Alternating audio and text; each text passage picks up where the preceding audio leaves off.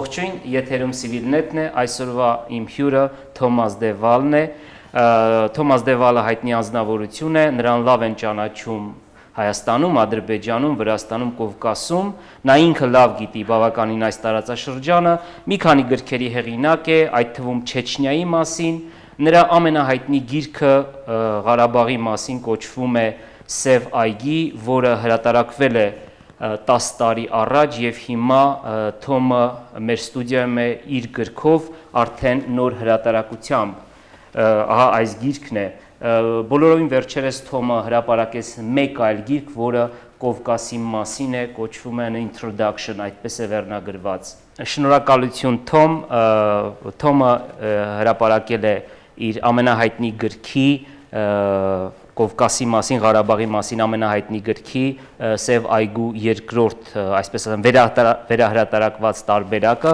որը այստեղ է մեր սեղանին։ Թոմ, ես ուզում եի հարցնեի, ինչ է փոխվել այս վերջին 10 տարիների ընթացքում Ղարաբաղյան հակամարտության հարցում եւ ընդհանրապես գրքում։ Well, in a sense, the book is basically the same book. I just basically, I think you, Tatul, are probably the only other person who in the last 10 years who has written a substantial book about Karabakh. Still, the literature is still very small on Karabakh. And this is obviously the only book in English which describes the conflict using both Armenian and Azerbaijani sources.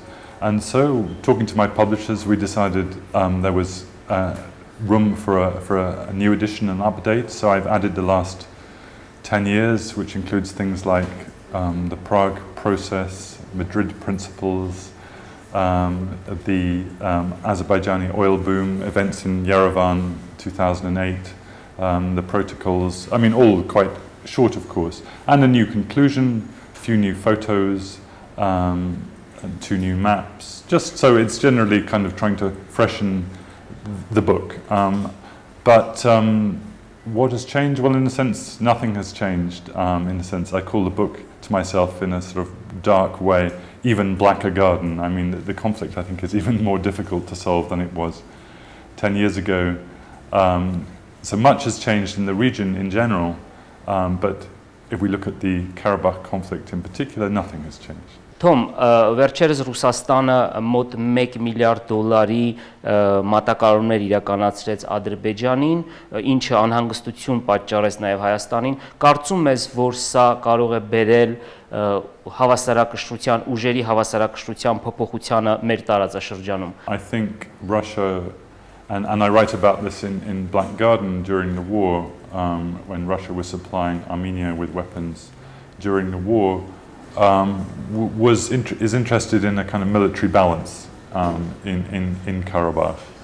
And Russia certainly has no interest in a new war breaking out, which would cause Russia huge problems. It would be obliged to honor its military alliance with Armenia and to take sides in the conflict. Russia doesn't want to take sides in a new conflict. So I think what's behind this deal, well, one can read it different ways.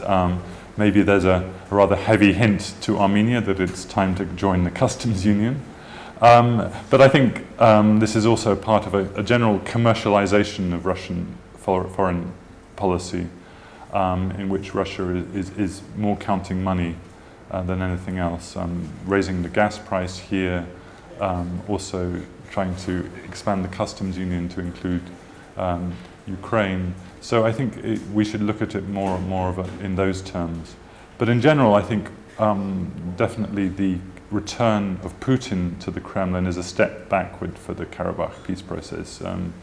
Dmitry Medvedev, put a lot of time and energy into trying to resolve the conflict. Putin's track record on this conflict is much more cynical.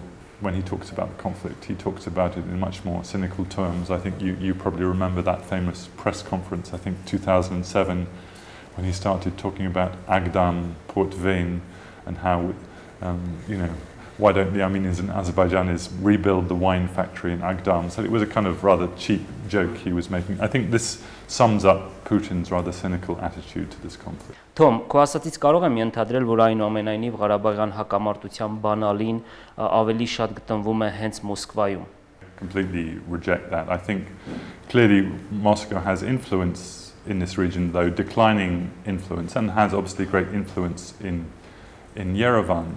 But on this issue, this is life and death issue for Armenia and Azerbaijan, they take the decisions.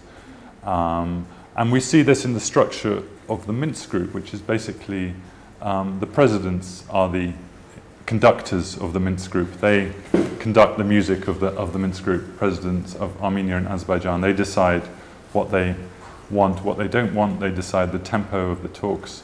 And the Minsk group, even though it represents these three big powers, basically runs around the president. The dynamic has changed strongly in the favor of Armenia and Azerbaijan the last 20 years. So,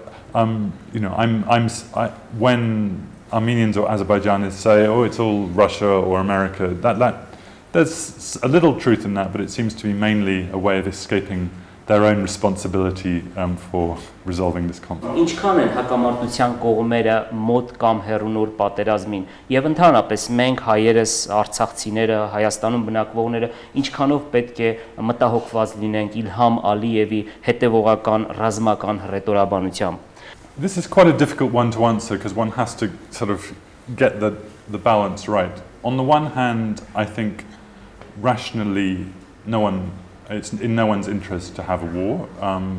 Azerbaijan, which is the most likely as the losing side to start a war, why risk all the billions of dollars that you've earned, the infrastructure that you've built? Why risk that? Why gamble it away on a military operation? You could lose everything in a week. So one has to be skeptical.